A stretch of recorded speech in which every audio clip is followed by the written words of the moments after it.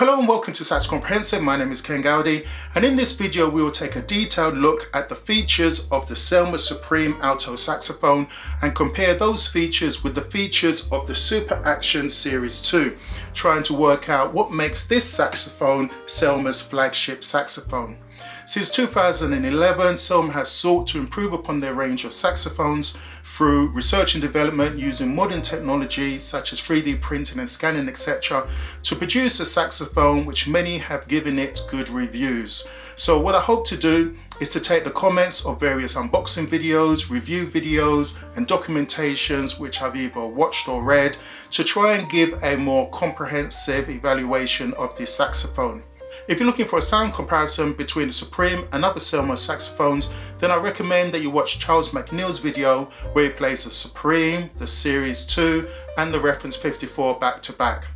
If you're thinking about buying this saxophone, then I recommend that you go into a shop and try it out for yourself, because you really want to know how it feels and sounds to you rather than just listening to a recording.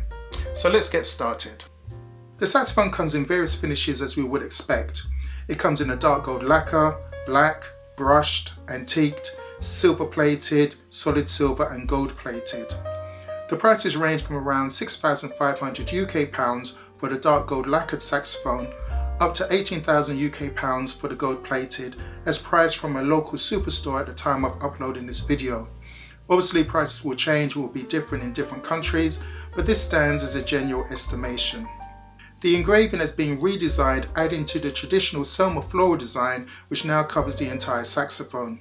The engravings include cubes of various sizes to symbolically represent the crystalline structure of metal molecules, a dragonfly to represent life and lightness, a disc in the background to represent infinite space.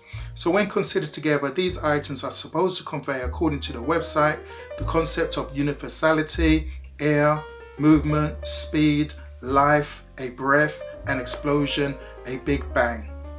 Art critics can debate whether these concepts are truly conveyed in the engraving, but we all have to admit that the saxophone looks stunning.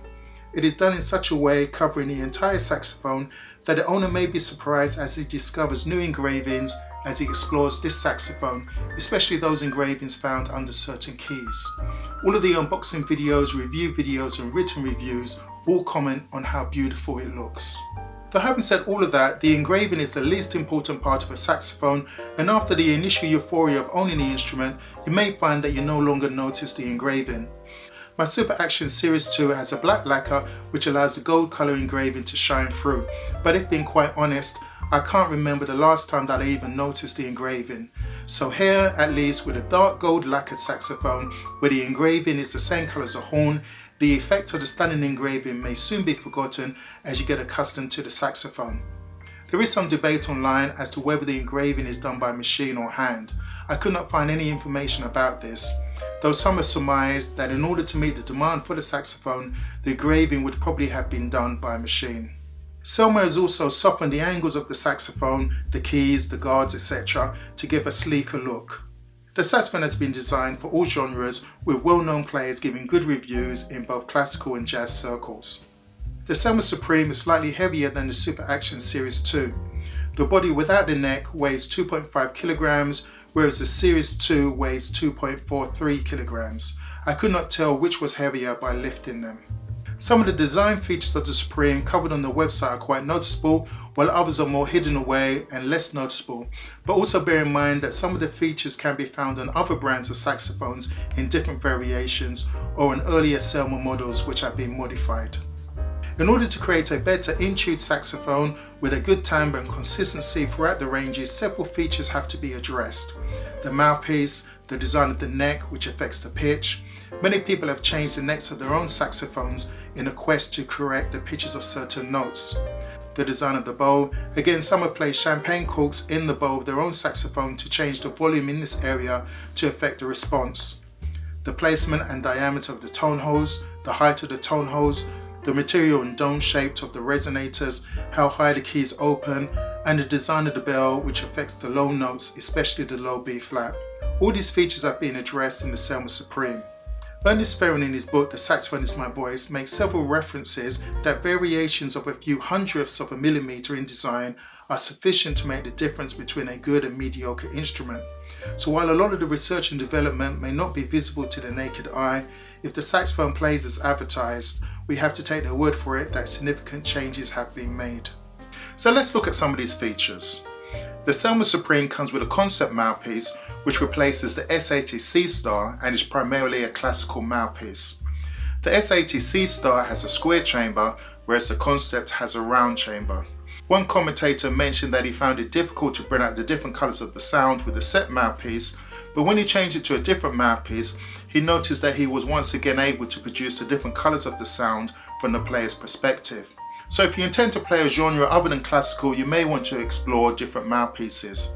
The concept mouthpiece comes with a gold-plated ligature similar to the Super Action Series 2. Personally, even though it looks good and has one screw, I've found that on the S80 C-Star and the concept, I had to tighten the ligature a lot to stop it from moving when adjusting the position of the mouthpiece on the neck, so I'll probably continue to use my Van Doren Optimum ligature. The mouthpiece also comes with a metal mouthpiece cover. The Selma website states that the bore of the neck has been redesigned to give a better response and better intonation. Compared to the Super Action Series 2, one commentator stated that he noticed inside the neck that it did not have the ridge where the tenon is attached to the body of the neck, possibly to reduce the airflow being directed in a negative direction. He stated and showed that he could not feel the joint between the tenon and the neck.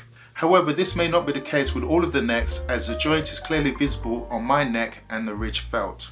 Again, according to Ernest Ferren, the internal design of the neck is important for the response and tuning of all of the second register notes, and instrument makers can generally identify the harmonic sites of all of these notes, though having said that, no two necks are exactly the same due to the manufacturing process. While the necks of the Supreme and the Super Action Series 2 may look alike, it is the internal design that is important.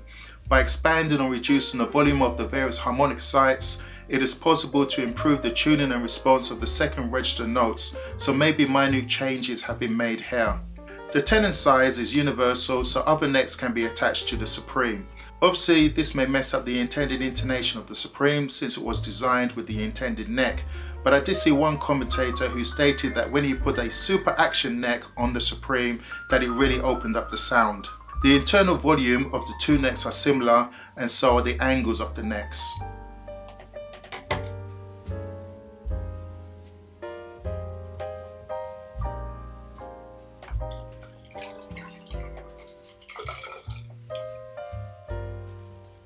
The angle of the Supreme neck is slightly greater, which causes it to be slightly higher. The Super Action Series 2 neck is slightly heavier than the Supreme neck. There is also a return to the blue S logo on the neck from the black one found on the Super Action Series 2. The saxophone comes with a stylistic metal hollow end cap, which would obviously help with the circulation of air within the saxophone when placed in the case. I did see one commentator whose saxophone had a black plastic end cap similar to the Super Action Series 2, who later went on to rant about why didn't Selma include a better end cap. This leads me to conclude that some saxophones come with black plastic end caps while others come with metal end caps. Maybe Selma changed from issuing a black plastic end cap to a metal one at a later stage. The Selma Supreme Model 2022 Limited Edition has a more stylistic end cap. The design of the neck socket is different. Usually there is one slot in the socket which is used to secure the neck by a screw which pulls the sides of the slot together. However, this does not secure the neck evenly and can lead to the neck tenon being deformed or resulting in leaks in this area.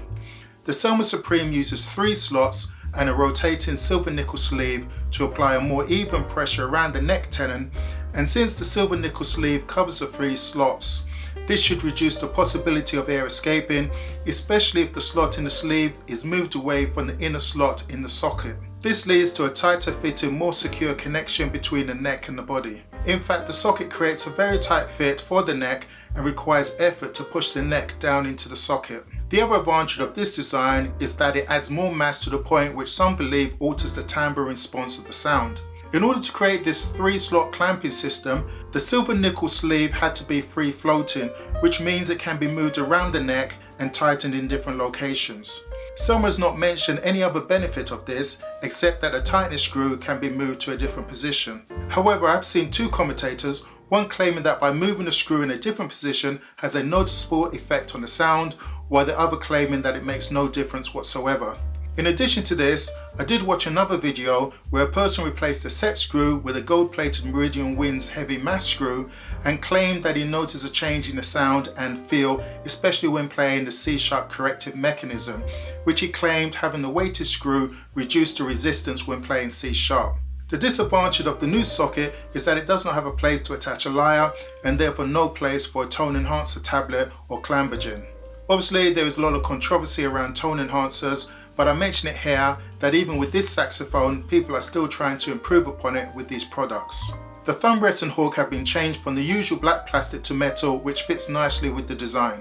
The key guards have been redesigned, giving better access to the keys. The F-sharp guard is removable rather than being soldered as with the Super Action Series 2.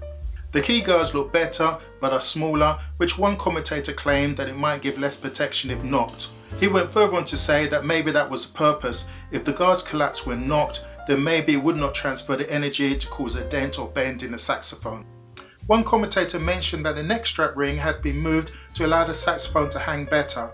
However, after tracing the outline of the tone holes around the neck strap ring and superimposing them one upon another, there was no noticeable change.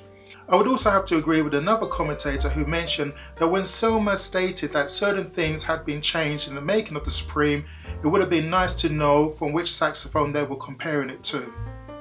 The bell is more slender and longer to give better low notes. The clamp connecting the bell to the bow has one screw instead of two, and there is a similar 3-screw brace connecting the bell to the body. There is a direct arm between the right hand F-sharp and F keys, which allow for a finer and more reliable adjustment for the enactment between these keys.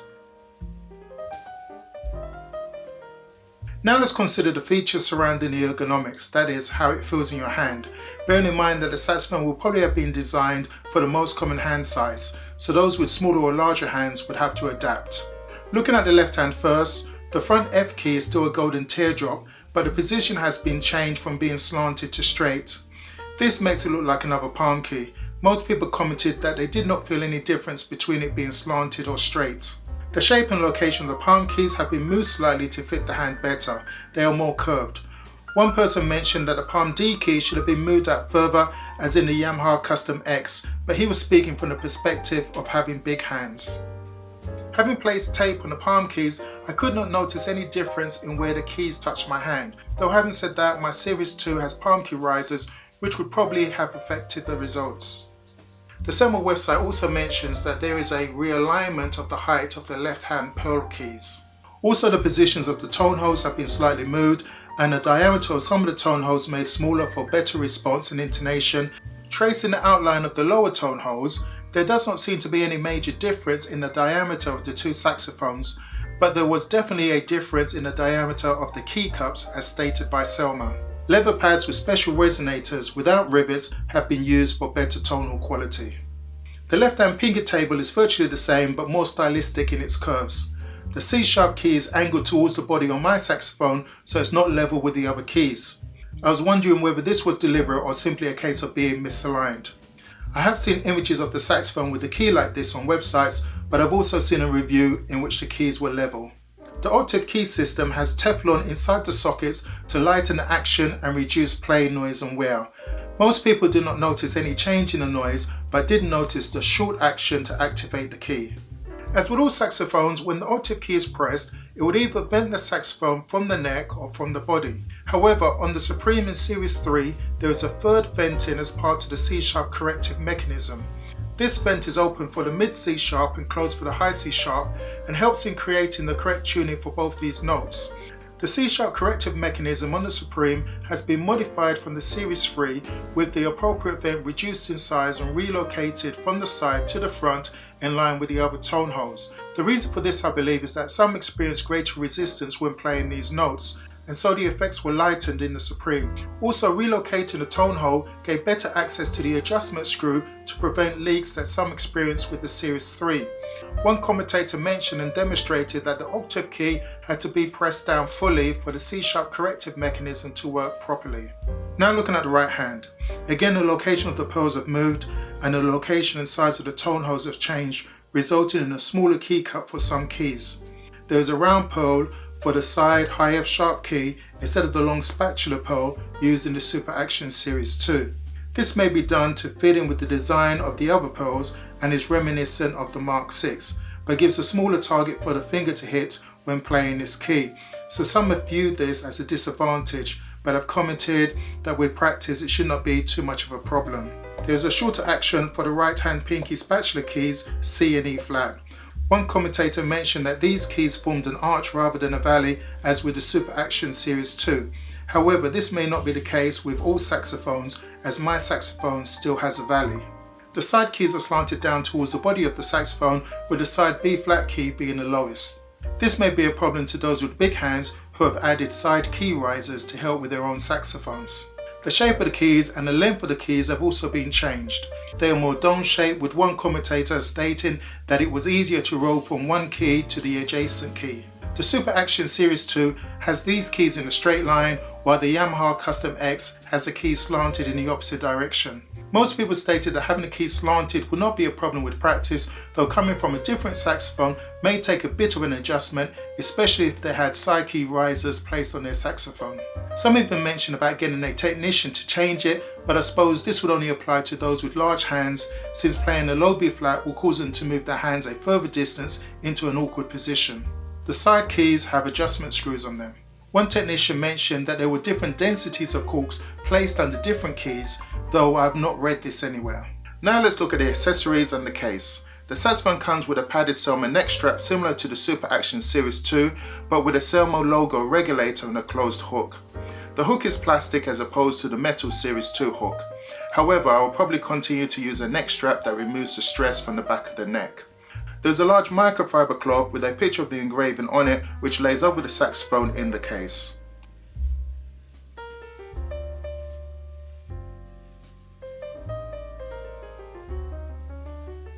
There's a pull-through swab for the neck, also with the engraving picture on it. There is a body swab with an absorbent foam at its center, which is different from the Super Action Series 2, which is a larger version of the neck swab. Obviously, the absorbent foam will push the cloth out to wipe away any condensation better than an ordinary swab, but I've read 2 comments on the forum where people have got the swab stuck in the neck, probably catching on the octave pip. So pay attention how you're pulling the swab through if you're going to use it. Just bear in mind that it doesn't have a double string to pull it out in the opposite direction. I tried using the swab to see how easy it was to use and whether it would get stuck, and yes it did. I had to use a rod to try and push it back down into the saxophone. There is also a tube of cork grease. It comes in a very nice compact case produced in collaboration with BAM, with a hard plastic front exterior and ballistic fabric sides. It does not have a plastic rain cover, which probably means that it's waterproof. It has a triangular pocket on the front,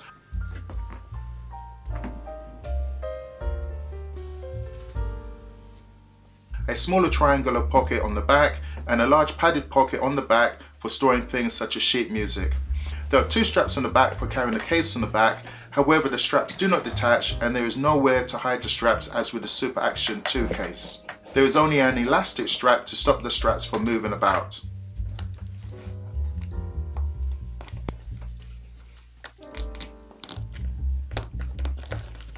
The Super Action Series 2 also has an additional detachable strap for carrying over one shoulder.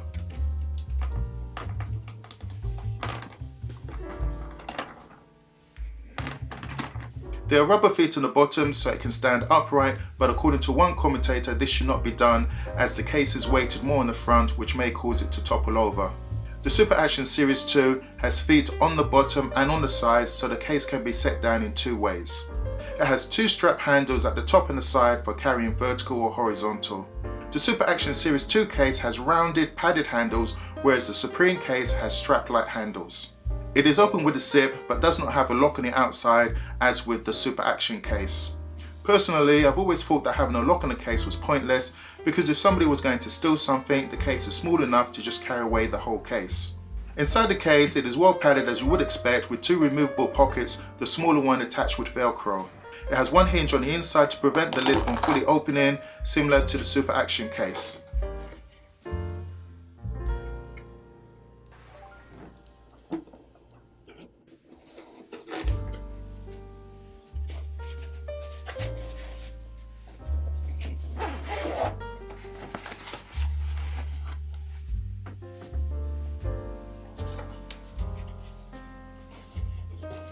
Since the case has only feet on the bottom, meaning that it's supposed to be set down upright, let's test how stable it is compared to the Super Action case.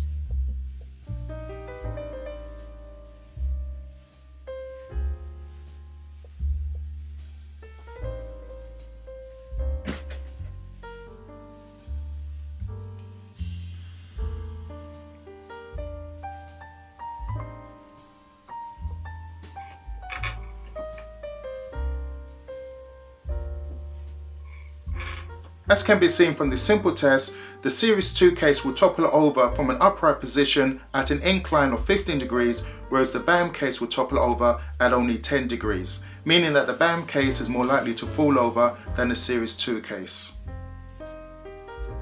So that was a detailed look at the features of the Selmer Supreme alto saxophone compared to the Series 2.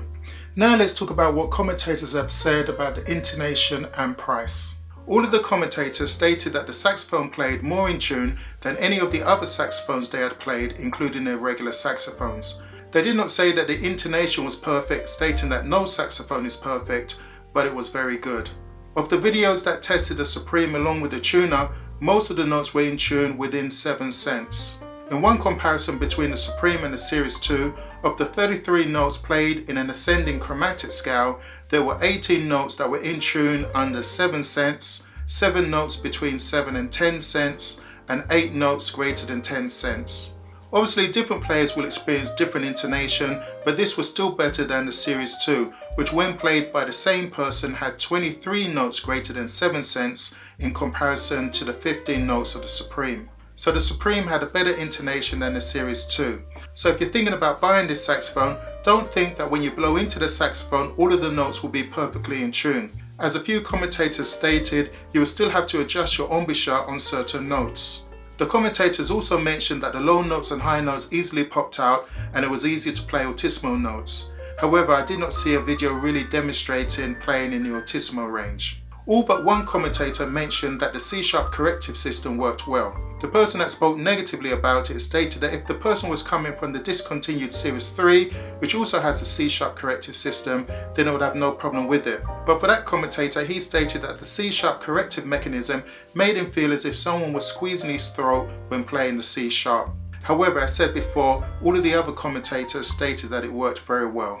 Of those that play tested the Supreme along with their own saxophones and spliced their recordings together, mentioned that on listening back to the recording in a blind test could not tell with 100% accuracy when one saxophone stopped playing and the other started.